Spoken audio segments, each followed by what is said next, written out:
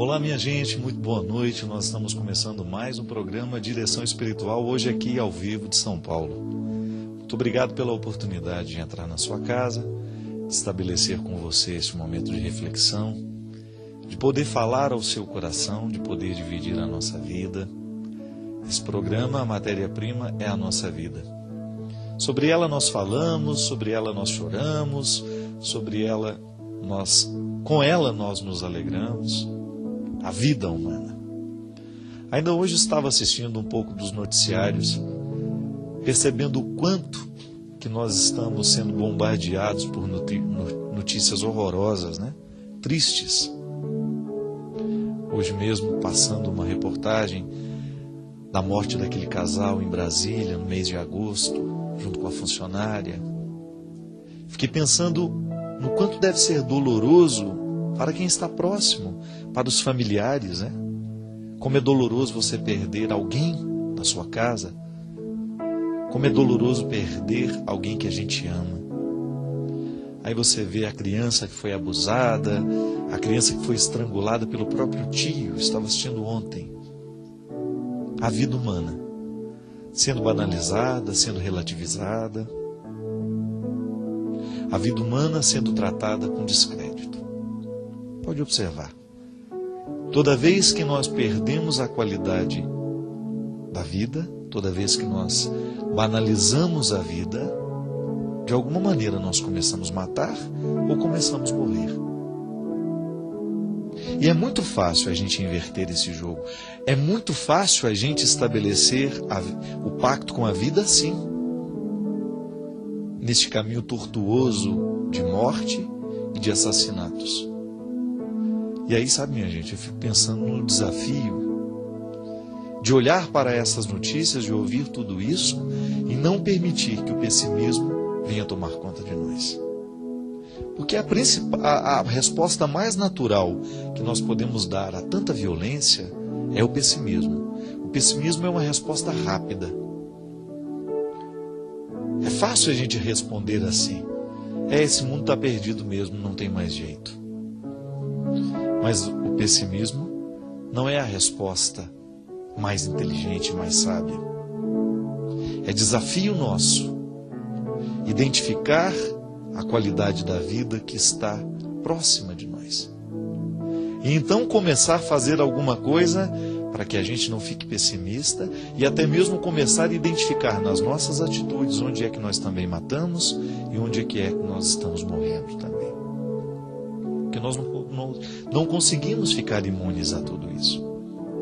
De alguma maneira a maldade do mundo nos toca, de alguma maneira a maldade do mundo entra dentro da nossa vida, entra dentro da nossa casa. E a gente precisa fazer um esforço constante para a gente fechar todo e qualquer espaço por onde esse pessimismo e esta morte, as atrocidades que estão acontecendo pelo mundo afora, para a gente vedar todos os espaços da nossa vida, para que isso também não venha acontecer dentro de nós. Para que a gente não se acostume com tudo isso, não é verdade? Para que a gente não perca a capacidade de se indignar com tudo que está acontecendo ao nosso redor. São tantas coisas tristes, são tantos acontecimentos desastrosos, são tantas coisas ruins rondando a nossa vida, rondando a nossa sociedade, rondando as nossas casas. É preciso responder à vida. Lembra que no programa da semana passada a gente falava disso? Identificar qual é a forma que nós resolvemos responder ao chamado que a vida nos faz. Responder com esperança. Modificar essa pequena parte da vida que está em nós. Eu também faço parte desse processo. Tenho muito medo de também ser alguém que constrói a violência sem perceber que está construindo. Porque nós temos a violência velada, né? Quantas vezes dentro da nossa casa também atrocidades acontecem mesmo que o sangue não seja derramado? Não temos uma vítima do ponto de vista material, alguém não morreu, não assassinamos ninguém.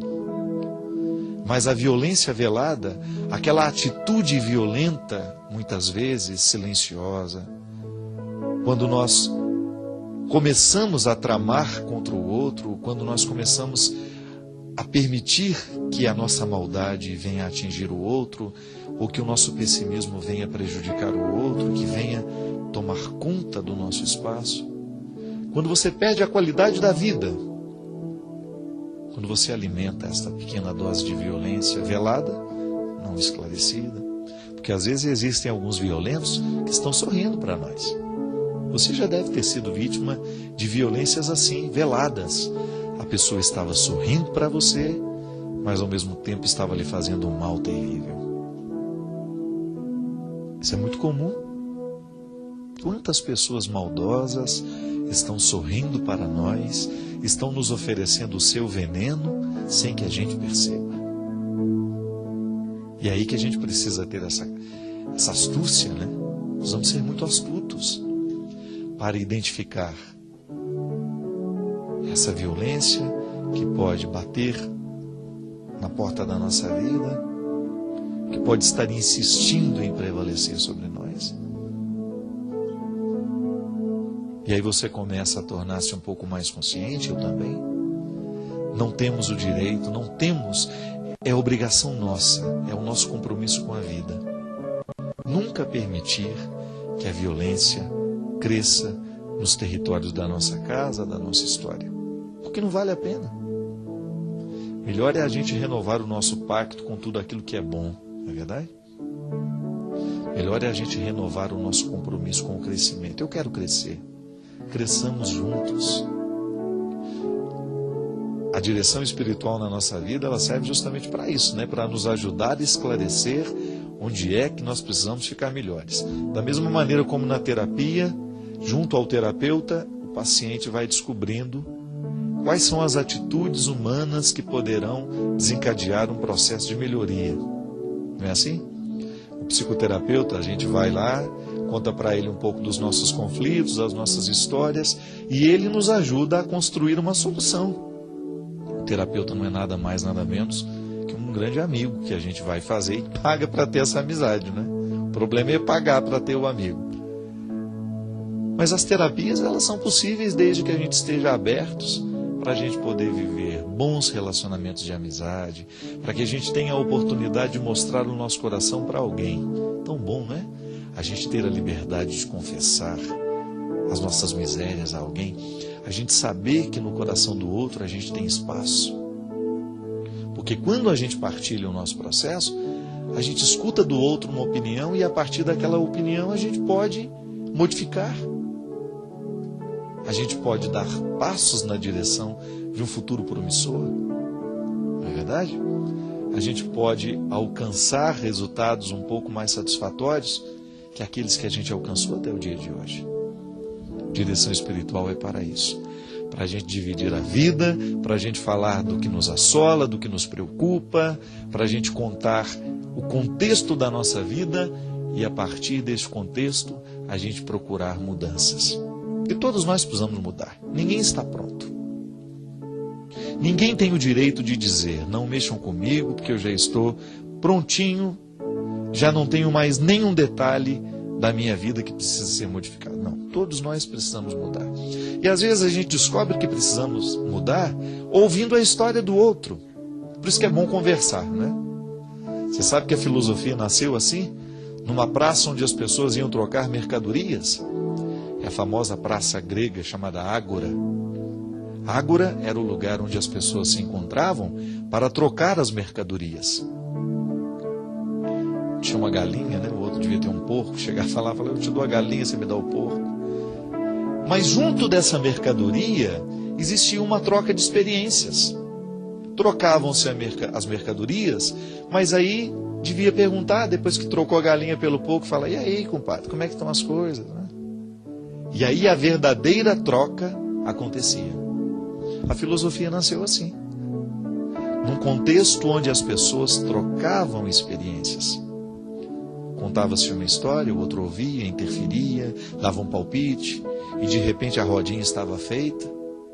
E a vida era a matéria-prima a ser trocada. Ágora, a praça grega, nos inspira isso também. Não é para fazer fofoca não, viu? é para a gente trocar e partilhar a vida. Não falar da vida dos outros, mas falar da nossa vida. Tem gente que é especialista em falar do outro, né? Mas quando precisa falar uma palavra sobre si mesmo, não sabe. A gente desaprende. Mexer na história da gente, contar, ter liberdade de dizer quem somos. Isso é muito salutar. Isso é saudável demais. Isso nos ajuda muito no nosso processo. E hoje nós gostaríamos que o nosso programa fosse um pouquinho disso para você. Quem sabe, ao contar aqui o problema de uma pessoa que a gente nem conhece, a gente também possa pensar nos nossos problemas. Ao escutar uma história que não é a nossa, a gente ter a oportunidade de refletir a nossa história. Que isso vale a pena, minha gente.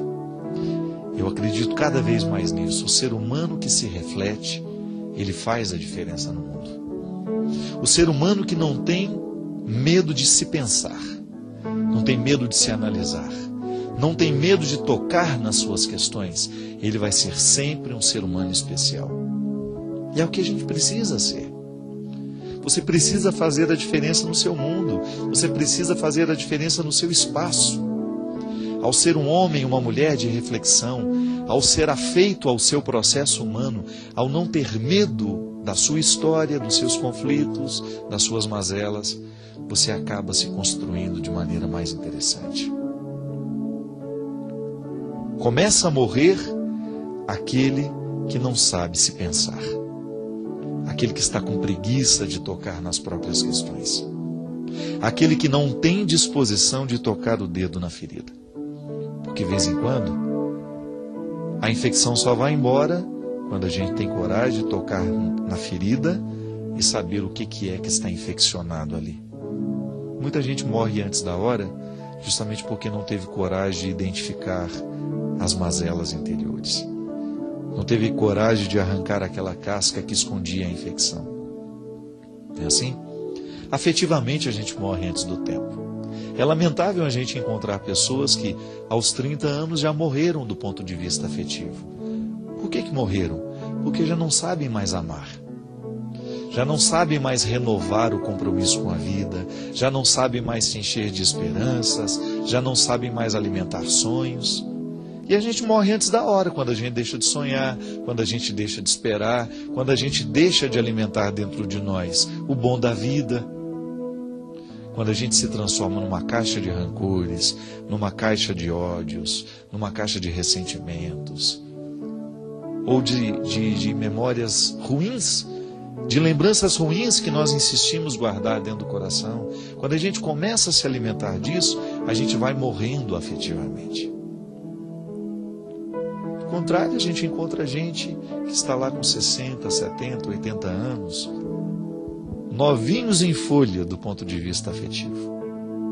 São aquelas pessoas que são capazes de amar, que ainda alimentam sonhos, que não permitiram que o tempo passado, que o tempo ido, ficasse determinante no seu futuro, no seu presente. São as pessoas que se reconciliam com a vida todos os dias, que fazem essa triagem, que selecionam e que escolhem o melhor da vida. Assim como no meio de tanta coisa ruim que o noticiário nos apresenta, a gente descobre no meio daquele lixo todo uma ponta de esperança para a gente se segurar. Já que o mundo está tão ruim, já que o mundo está tão danificado pela atitude humana, então eu descubro que eu quero fazer essa diferença. E então você descobre que é possível fazer a diferença. Já que o mundo está cheio de notícias tristes, eu quero causar boas notícias para o mundo, ainda que elas não sejam televisionadas, ainda que elas não ganhem as manchetes, ainda que elas não ganhem as revistas, ainda que elas não ganhem os noticiários. Construir notícias boas, hoje é possível. Deve ser o nosso compromisso com a vida. Construir notícias que possam fazer bem ao coração e aos ouvidos das pessoas.